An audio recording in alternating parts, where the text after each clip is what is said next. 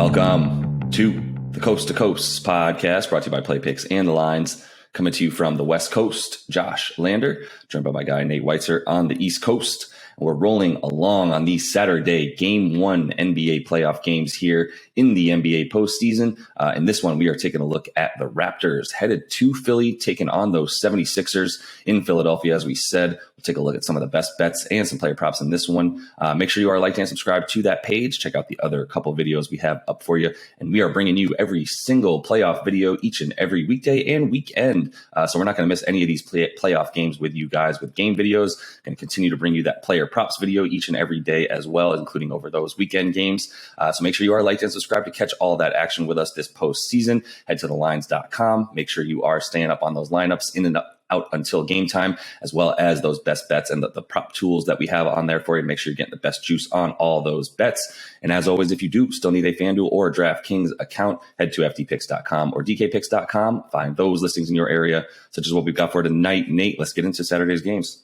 Yeah, Toronto right now +4 in Philly. I've seen it a little bit higher than that, but it isn't moving much. Neither is the total at 216. Philly, pretty small favorites here in the opener at -4, and pretty small favorites for the series when you consider it. They're -180. People obviously have reasons to doubt James Harden in the playoffs, and they've seen that come to fruition basically with the Sixers going 5-7 straight up against teams with winning records after they got him in the lineup there. After that nice little 5-game stretch, the wheels kind of fell off, and they did lose twice to Toronto in that span. These teams have gotten into some rock fights lately, but the last one did go over. We'll address this game in a second. 3 other games on this Saturday slate. I think our favorite game is Jazz at Mavs. Mavs are still +4.5 at home, but that total, Josh, is now 209.5, keeps dropping. And we talked about taking an alternate total over 214, maybe higher, kind of zigging where the line is zagging because Luka's out. We still think there will be points.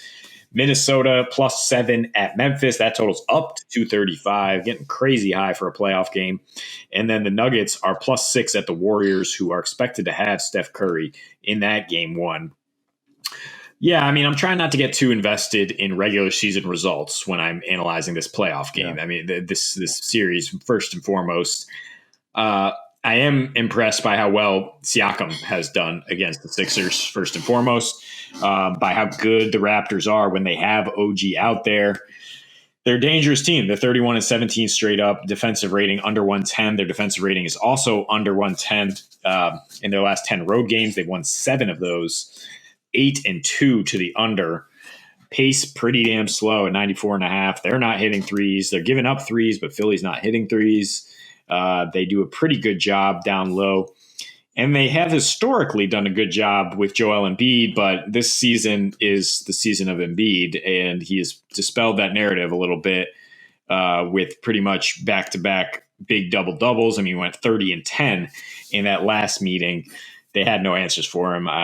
They in general don't have any answers for him. I think it's just like a creative scheme from Nick Nurse to have gotten the ball out of his hands, forced him into some weird shots, but he seems to have figured it out. And when we talk about the coaching matchup, Nick Nurse is a better coach than Doc Rivers, and Doc Rivers and James Harden have that reason to doubt them in the playoffs. But Embiid doesn't require a ton of coaching right now. He is maybe the most unstoppable offensive player there is in the game. Right there with Kevin Durant, and it's especially stuff for a Toronto team that plays kind of centerless basketball to deal with him in the playoffs.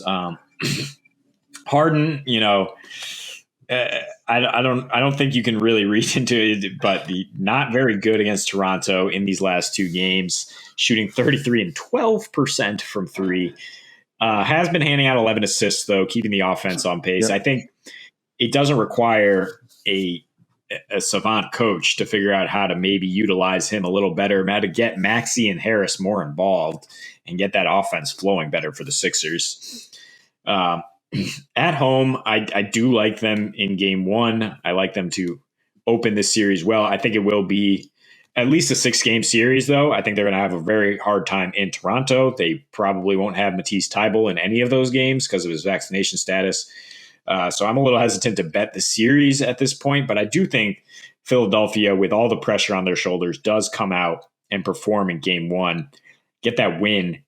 Interested to tease them maybe down to a pick'em and get that over at 212. It's not the most confident thing. Maybe you want to tease it with another game, like we're saying that Mavs over. You could get down to 205 if you tease the Sixers to a pick'em, or that Grizzlies you could get under 240. I mean, we're a little more. We're not as certain about what's going to happen in that Grizzlies game, though. So yeah, I think Sixers to win here, but I am leaning towards over a little bit. If you're teasing in this game to 212 over, there's some game theory here that says the Sixers are going to win. They're going to do it with offense. They're going to do it because, those other two guys that I mentioned besides Harden and Embiid are also having good games. I don't think they have a good recipe for stopping Siakam and Anunoby, who's out there now. Van Fleet healthy. Gary Trent raining threes. I do think we'll go over like we did the last time these teams met. It went to 233. I think we're closer to that than the rock fight we saw 93-88 when Philly was just mired in that real haze. I think they snap out of it. I think they win game one with a solid offensive performance. I think that's fair. Man, I don't know what to like this series numbers too, or what I was looking at, because I think this is going to be a rock fight all series. I think the reason that we're struggling I know you're like, look, money line, Philly, game one, Embiid, not going to let them lose. That's all we have to go on. We don't really have any, as you mentioned, it's not like we have faith in Doc Rivers. It's not like we have faith in James Harden in the playoffs. To be honest, we don't even really have faith that James Harden is the same James Harden he's been even in the regular season when he's been averaging, above 25 points a game in his career. He's not that player anymore. I mean, he's played with other players, maybe not of Embiid's ilk, as you said, right now, probably the most unstoppable offensive player in the game alongside Durant at the very least. And yet we still, that's all we have to go on that we feel comfortable with. So, when I was talking to you and our baseball guy, Mo, a little bit about basketball as well the other day, we were talking, my question was, do you think that the Raptors can win this series if Embiid drops 30 to 35 points a game? The answer is kind of yes. I mean, look, they are 30-10 straight up this season when Embiid scores 30 or more points. Two of those losses to Phoenix, a couple of those losses to Denver, Brooklyn. There's one of them to Toronto. The point is when he does score 30 to 35 points, they can lose. Those 10 losses are two good teams. Do you think Toronto is a good team now? Yes, I do. Why were they not as good and consistent earlier in the season? OG Anunoby couldn't stay in the game. Gary Trent Jr. couldn't stay in the game. Pascal Siakam missed a week or two over the course of a month. That was crucial for them, and it took him a while to get back into the form that he is now, where he's been second team all NBA for the last half of the season. He probably won't get it. He'll get plenty of third team nods. And he might even make that third team just because of how stellar he's been in the second half. And he is a horrible, horrible matchup for Philly if you're a Philly fan. Tobias Harris is a turnstile. He has not moved his feet on defense since like 1989, apparently, because I just watched him get blown by. I mean, in that last game where it did go over, and it went over in large part because Pascal Siakam dropped 37 with, I believe he had a near triple double in that game. And so, that if you look at who was guarding him that whole game, that was Tobias Harris. He was guarding that was his matchup the whole time. And when Tobias Harris was guarding Pascal in that game, Pascal dropped, I believe, 22 points in about 8.5 minutes with him being guarded, like I said, by Tobias Harris. And there's nobody else to guard him. Danny Green spent a couple minutes on him as well. But once Danny Green came off of Tyrese Maxey started to go off. So there's some, once he came off him, not Tyrese Maxey, Gary Trent started to go off at that point because Tyrese Maxey was guarding Gary Trent, and he has yet to really pick up that defense as well. So I do like going over in this game one. I really is kind of what I'm getting at with the points, because I mean, look, Embiid's going to get his. Nobody is stopping him. Not Precious Achiuwa and not Chris Boucher, that's for sure. And as we mentioned, they've been sans a center in Toronto for a while now. So really, since Serge was there as like a set up, strong power forward / center. So I do think Embiid gets his. I do think Toronto can win this series if Embiid's averaging 30 points a game. I just don't want to take this series at the roughly plus 150 on DraftKings right now that I'm getting to take the Raptors.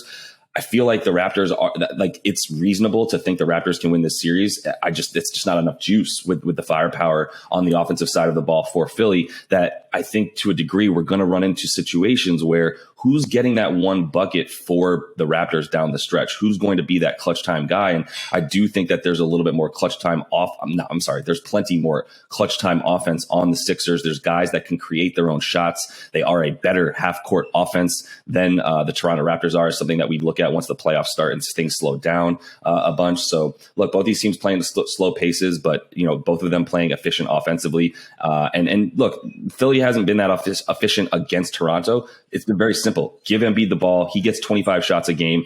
It doesn't matter if his volume, if his efficiency isn't quite there, because to be honest, he's only had an 110 offensive rating against these Raptors this season, has Embiid, yet he's still averaging 29 and 12 or whatever, right? So he's going to be fine. He's going to get he's going to put the ball in the bucket. I think over in this game, I like Philly money line in this game as well. I'm just not quite ready to hit. I don't think I want to touch this series line for Philly in this one at all.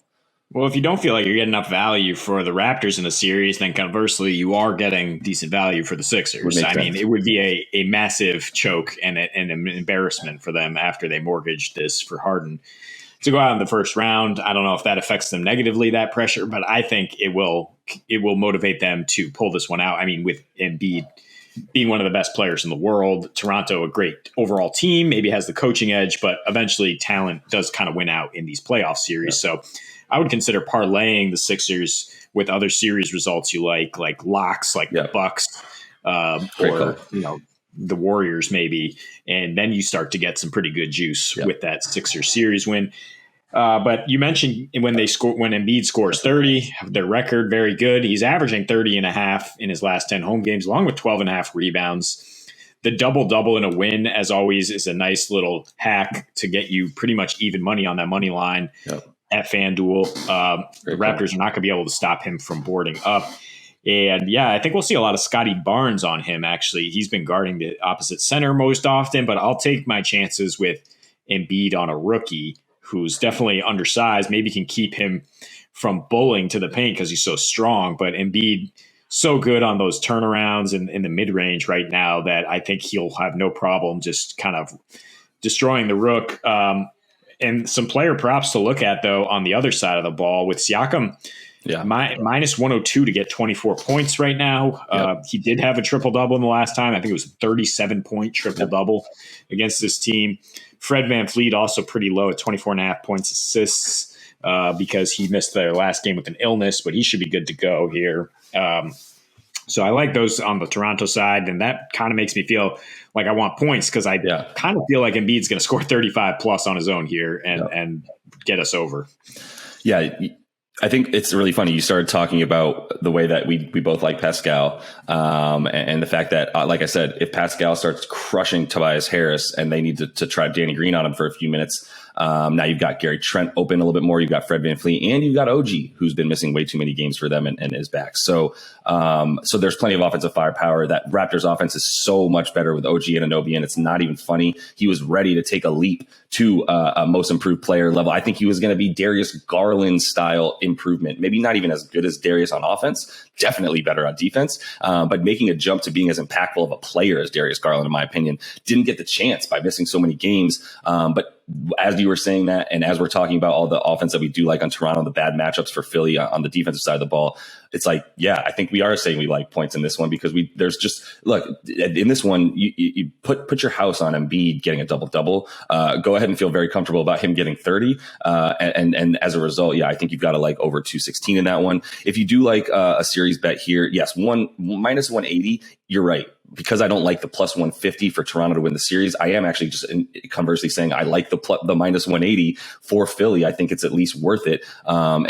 It's slightly worth it. It's not great odds. There's a little bit of risk. Point is, I would rather have that. I would rather parlay that with like the Bucks, who might even sweep, get it down to like minus 140 if you get the Bucks series in there and parlay those two on DraftKings rather. That's still really good. And for any player performance double you want for Embiid tonight to get that victory and get that spread down a little bit from 5 to about a pick 'em. Feel good about that as well. We'll continue to have fun with this series, man. It's going to be a fun one. You can consider 6 or 5 games for this series as well. If you put a little bit of money on both and it goes was either 6 or 5, you're talking about plus 275 or plus 210 or so on your money on both those bets. So even if you miss one, obviously if you can figure out a way to just hedge a little bit of money in there, you can, or just take one of those two and still get double. I like all that stuff. But that is all the time we have for you in this one.